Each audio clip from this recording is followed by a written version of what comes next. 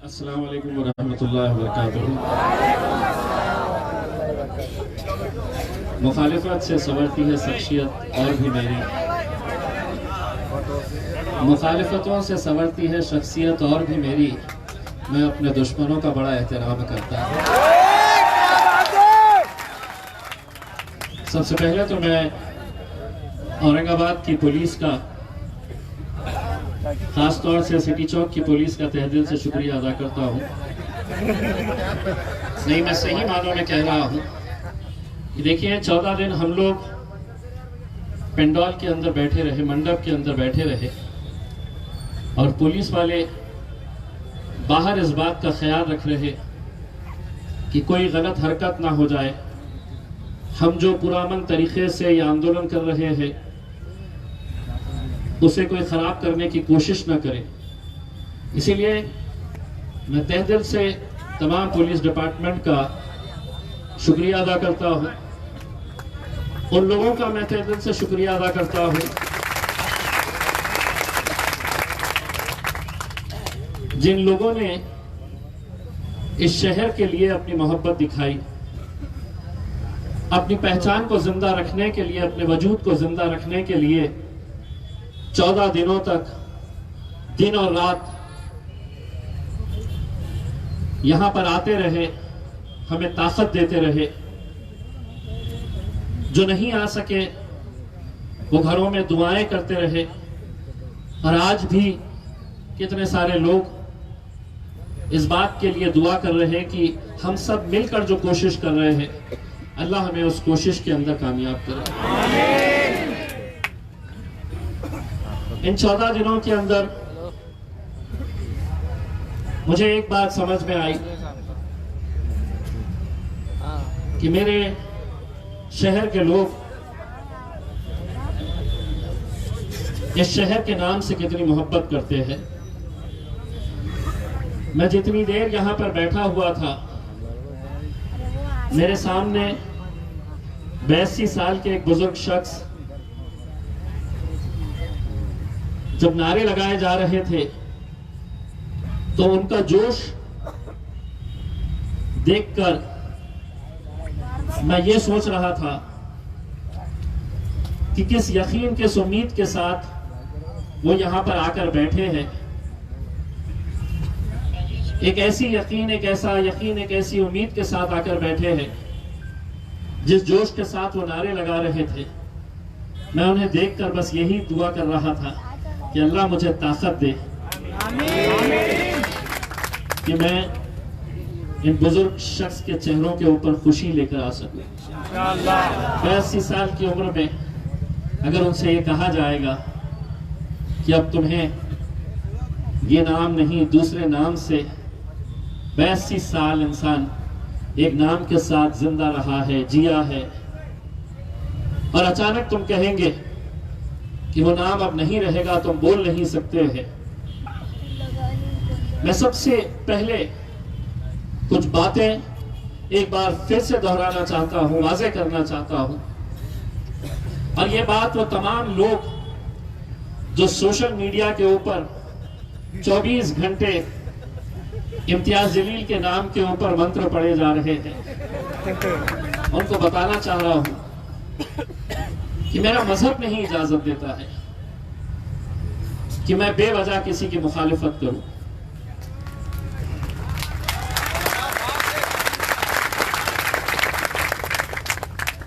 मैं कितनी बार यह कह चुका हूं कि इस मुल्क के अंदर कई सालों से, कई सदियों से एक इतिहास रहा है। कई राजाएं आए हैं, कई बड़े बड़े दौर इस मुल्क ने देखे हैं, चाहे वो अंग्रेजों का दौर हो, मुगलों का दौर हो, छत्रपति शिवाजी महाराज का दौर हो, छत्रपति संभाजी महाराज का दौर हो। ये जितनी भी लड़ाइयां उस दौर के अंदर हुई वो मजहब के लिए नहीं थी, वो अपने एम्पायर को, अपनी हुकूमत को कैसा बड़ा कर सके।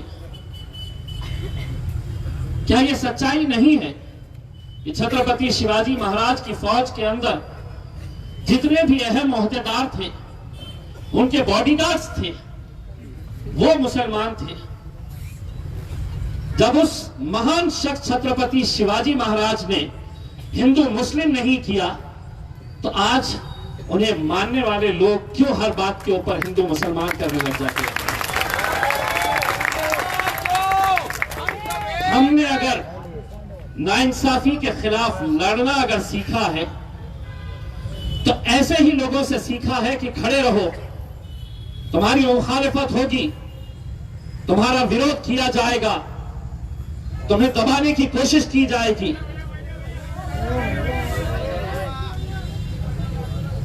और यह काम उस दिन से चालू हो गया जब हुकूमत ने यह फैसला लिया कि हमारे शहर का नाम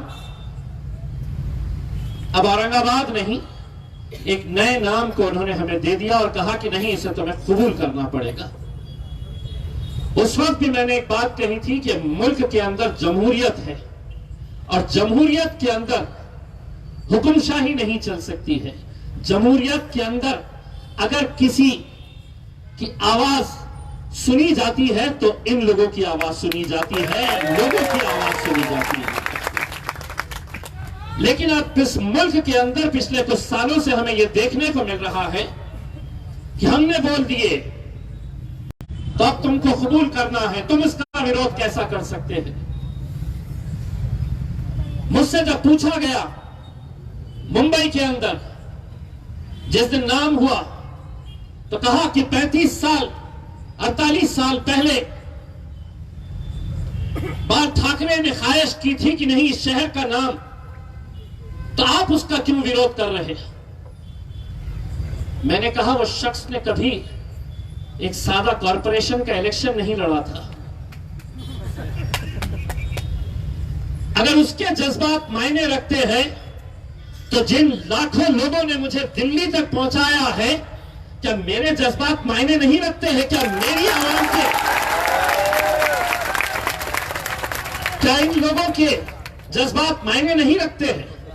क्या कानून सिर्फ एक विशेष वर्ग के लिए है? क्या कानून के अंदर ऐसा है कि नहीं, इम्तियाज जलील तेरे लिए अलग कानून है, हमारे लिए अलग कानून है? ऐसा तो नहीं हो सकता है। लेकिन इसके बावजूद लगातार कैसी कैसी बातों का सामना करते हुए 14 दिन लगातार आपने सुने हैं कैसे कैसे बयानात लोग दे रहे थे। लेकिन अल्हम्दुलिल्लाह ये अल्लाह का लाख लाख करम है और आप लोगों की ताकत है, किसी की मां में नहीं जमी है कि इम्तियाज जलील की आवाज की खत्म कर सके, दबा सके।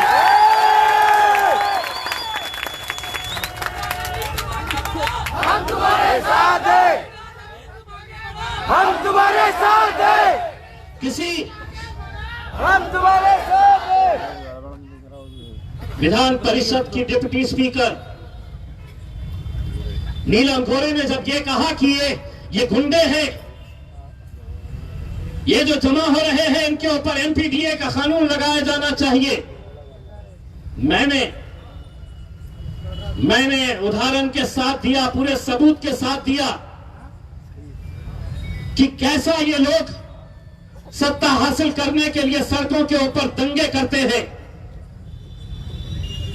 मैंने बताया कि पुणे में कैसे एक शिवसेना के नेता ने नीलम गोरे को फोन करके बताया था कि रास्ते के ऊपर उतरो, गाड़ियां फोड़ो, एक्सप्रेस वे पर जाओ तो गाड़ियों को, जो ट्रक को जलाओ।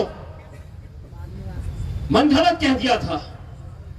अगर मन घड़त कहा होता तो 2 घंटे के अंदर पुलिस आकर मुझे उठा लेती, क्योंकि इतनी बड़ी पोस्ट के ऊपर, ओहदे के ऊपर बैठी हुई महिला के बारे में जब मैं कह रहा हूं तो पूरी जिम्मेदारी के साथ बोला। मीडिया वालों ने चलाए, किसी ने चलाया?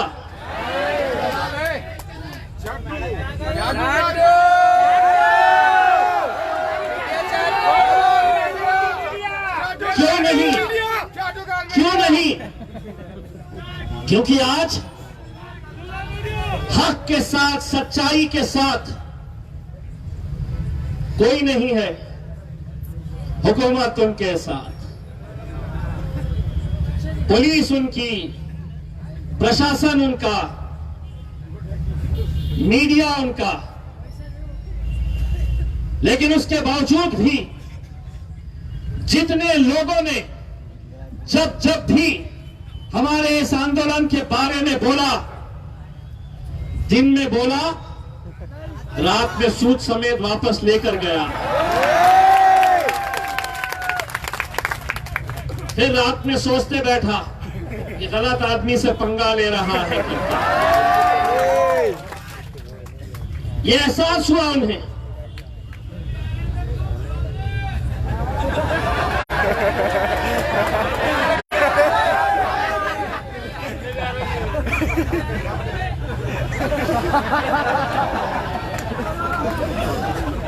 जब टीवी सेंटर के ऊपर मेरा पोस्टर जलाया जा रहा था, कहीं कोल्हापुर में, कहीं सांगली के अंदर, कहीं अहमदनगर में पुतले बनाए, जोड़ो मारो, तो मैं देख रहा था इतने धीरे धीरे जोड़े मार रहे थे,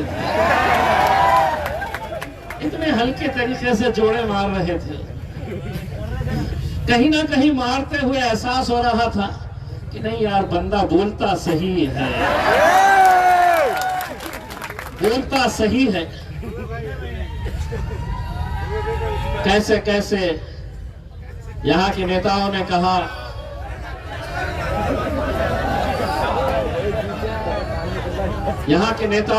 कि हम लोग जातिवाद कर रहे हैं, हम लोग सियासत कर रहे हैं। कोई गैरों ने नहीं, अपनों ने भी मुझ पर यह इल्जाम लगाया कि मैं सियासत कर रहा हूं, इलेक्शन आ रहे तो मैं ये सियासत कर रहा हूं। इस पेंडोल के अंदर अगर इम्तियाज जलील अगर चाहता कि मेरा नाम होना यहां पर, मेरी तस्वीर होना यहां पर, मेरे पार्टी के बैनर के अंदर में यह आंदोलन चलाना है, तो कौन रोक सकता था? तब भी आप अपने शहर से मोहब्बत के लिए उतनी ही तादाद के अंदर आते हैं, लेकिन कहीं पर न नाम, न तस्वीर, न पार्टी का इस्तेमाल किया।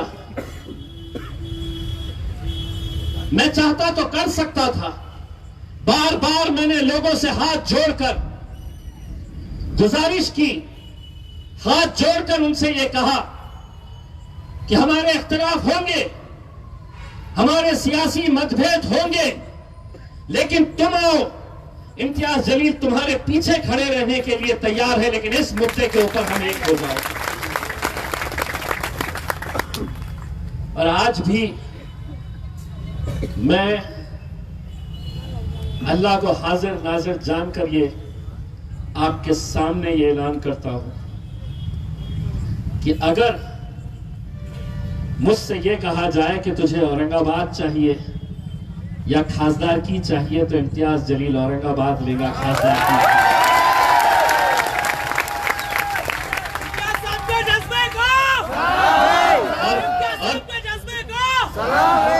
और यही चीज मैं सत्ता में बैठे भारतीय जनता पार्टी, शिवसेना या वो राजनीतिक पार्टियां, चाहे वो कांग्रेस हो, एनसीपी हो, वो अगर मुझे आजमाना चाहते हैं और मुझे ये कहना चाहते हैं कि चल हम ये आजमाना चाहते हैं कि तुझे अगर औरंगाबाद चाहिए तो तूने कल इस्तीफा दे देना चाहिए अपने खासदार की का, मैं कल का इंतजार नहीं करूंगा, आज दूंगा इस्तीफा। कब तक हम किन किन मुद्दों के ऊपर हम ऐसे ही भटकते रहेंगे? अरे हम बटे हुए हैं। आज कम से कम आप लोगों ने पूरे मुल्क के अंदर एक पैगाम दिया है कि अगर कोई दिल्ली में बैठकर मेरे शहर का फैसला करेगा तो उन्हें यह सोचना पड़ेगा कि अगर औरंगाबाद की आवाम सड़कों के ऊपर आ सकती है तो हमें भी सड़कों के ऊपर निकलना पड़ेगा।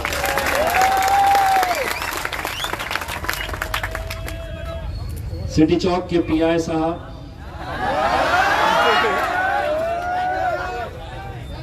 मैं ये नहीं कहता हूं कि एक पुलिस वाला सारे पुलिस वालों को रिप्रेजेंट करता है।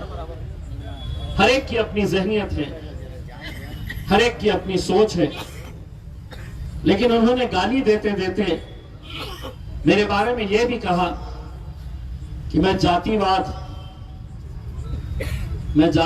कर रहा। मैं उनसे कहूंगा कि हवाई जहाज का टिकट मैं लूंगा, मेरे साथ हिंदुस्तान का सफर करिए। कितने गैर कौम के लोग तुम्हारे खासदार से मोहब्बत करते हैं, यह तुम्हें एहसास है। और क्या हमने किए हैं ऐसा? क्या जमहूरियत के अंदर यह इख्तियार नहीं है हमें कि हम यहां पर पुरअमन तरीके से हम यहां पर बैठकर हमारा आंदोलन चला रहे हैं? इतने सारे लोग आ रहे, कहीं ना कहीं ये जताने के लिए आ रहे कि हम तुम्हारे साथ हैं, तुम लड़ो। लेकिन मुझे भी मालूम है कुछ दिनों के बाद रमजान का मुबारक महीना शुरू होने जा रहा है। परसों के दिन कुछ हिंदुत्ववादी संगठनों ने यहां पर एक मोर्चा या धरना आंदोलन रखा है। मैं अभी कुछ देर पहले पुलिस कमिश्नर साहब के पास गया और उनको यह बताया कि मेरी जो लड़ाई है मेरे अपने शहर की है, मेरे अपने भाइयों से है। कोई मेरे साथ है, कोई मेरे मुखालिफ है, लेकिन इसका मतलब यह नहीं है कि हमारे शहर की फिजा खराब करने के लिए कोई बाहर से नेताओं को बुलाया जाए जिनके ऊपर 100 से ज्यादा केसेस भड़काऊ भाषण के पूरे हिंदुस्तान के अंदर है। यानी कि मतलब साफ है कि वो आएंगे, हर तरह की घटिया जुबान का इस्तेमाल करेंगे, गाली गलौज करेंगे। 3 घंटे 4 घंटे वो यहां पर रुककर अपना काम करेंगे और अपने घर चले जाएंगे। लेकिन इसका खामियाजा किसे भुगतना पड़ेगा? इसका खामियाजा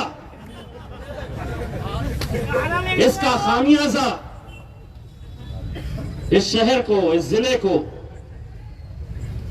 आपको लगता होगा, यकीन मानिए, पूरी जिम्मेदारी से यह कह रहा हूं, आपको लगता होगा कि ये आंदोलन में ज्यादातर तो सिर्फ मुसलमान नजर आ रहे हैं, कुछ हमारे दलित भाई नजर आ रहे हैं, बाकी सभी लोग बड़े खुश हैं। नहीं है,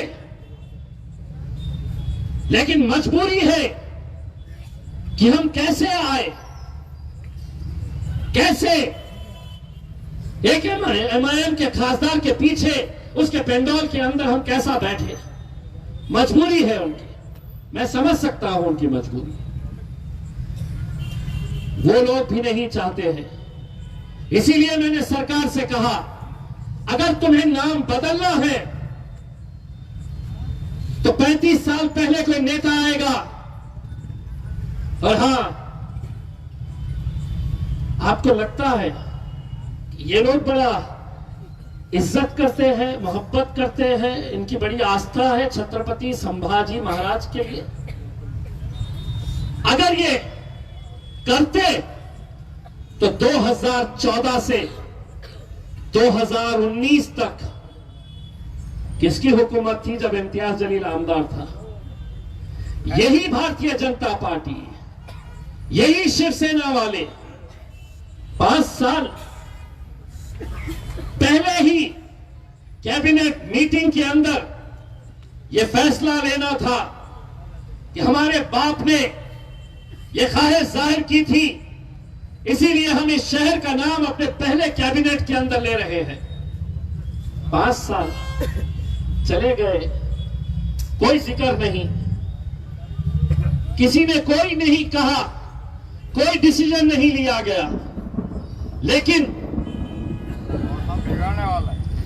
लेकिन जब सरकार गिरने वाली है, आखिरी कैबिनेट, सरकार की आखिरी कैबिनेट, किसकी सरकार?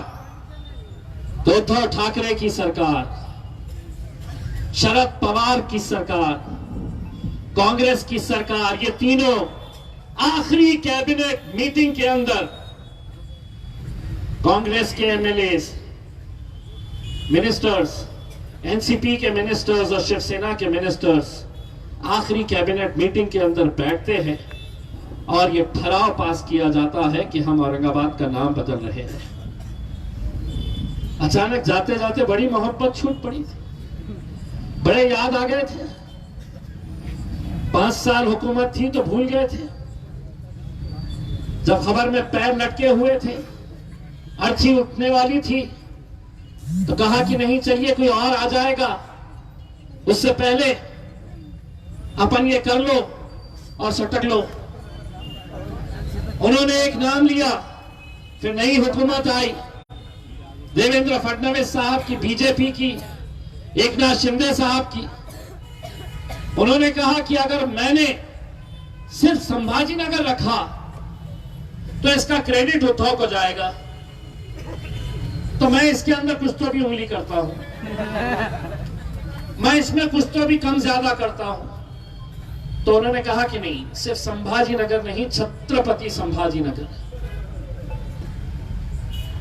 उन्होंने अपना राजनीति जो करनी थी उन्होंने कर दी। मेरा यह कहना है, अगर शहर इनका है, अगर शहर मेरा है, तो क्या नाम रखा जाएगा इसका इख्तियार भी इन्हें होना चाहिए और मुझे होना चाहिए।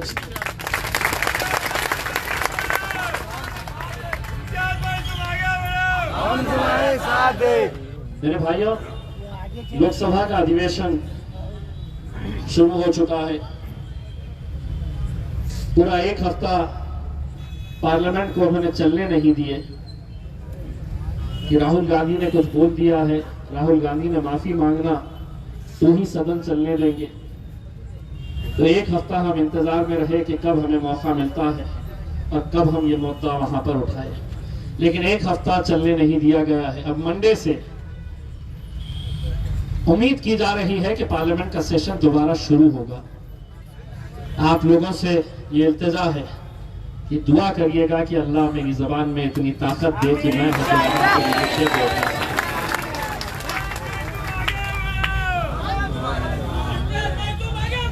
हम तुम्हारे साथ हैं। हम तुम्हारे साथ हैं। इसीलिए मेरे भाइयों, अब जो शहर का जो माहौल है उसे देखते हुए, हम दिल्ली में जब थे तो यहाँ के जो पेटिशनर्स हैं, जनाब मुश्ताक साहब, मैं, मुश्ताक साहब, हम दिल्ली के अंदर बड़े बड़े वकीलों के साथ चर्चा किए। कपिल सिब्बल जो बहुत मशहूर वकील है, बहुत बड़ा वकील है, उनके साथ हम बैठे, उनके साथ चर्चा किए कि हम इस मुद्दे के ऊपर इस केस को कैसे आगे ले जा सकते हैं। और मैंने ये बताया उन्हें कि इस नाम के खिलाफ औरंगाबाद में एक बड़ा आंदोलन चल रहा है, लगातार इतने दिन हो चुके हैं और दिन और रात वहां पर लोग आ रहे हैं, बैठ रहे हैं और अपना समर्थन दिखा रहे हैं। अब ये लड़ाई जो है, ये हमारी एक कानूनी लड़ाई अदालत के अंदर लड़नी है। दूसरा यह है कि कहीं ना कहीं हमें यह लग रहा है कि इसको जो हिंदू मुसलमान का एक मुद्दा जो बनाया जा रहा है, कल आपने देखे हैं कि एक पार्टी का आंदोलन हुआ क्रांति चौक के ऊपर सागंज में।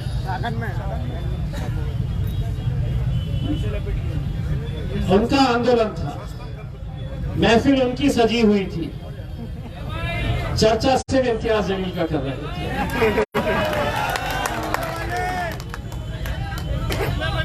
अब मैं कितनों के दूल्हे भाई बनूंगा।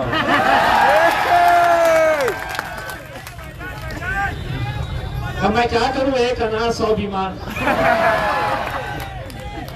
अब परसों भी आएंगे, एक ऐसा नहीं रहेगा जिसके हाथ में माइक दिया तो शुरू करेगा इम्तियाज जलील।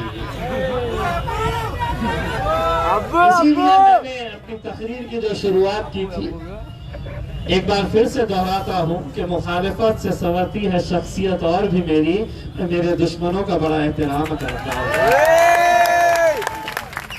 मेरे भाइयों, 14 दिन तक हम लोगों ने जो आंदोलन किया है, कहीं ना कहीं हम इसे आज स्थगित कर रहे हैं। हम इसे ये बोलकर खत्म कर रहे हैं कि हम जमहूरी तर्ज के ऊपर हमारी जो कानूनी लड़ाई है, वो कानूनी लड़ाई इंशाअल्लाह हम जारी रखेंगे। बस जाते जाते आप लोगों का तहे दिल से शुक्रिया अदा करना चाहता हूं कि मेरी हिम्मत अगर कहीं से है तो मेरी हिम्मत यहां से है मेरे भाई।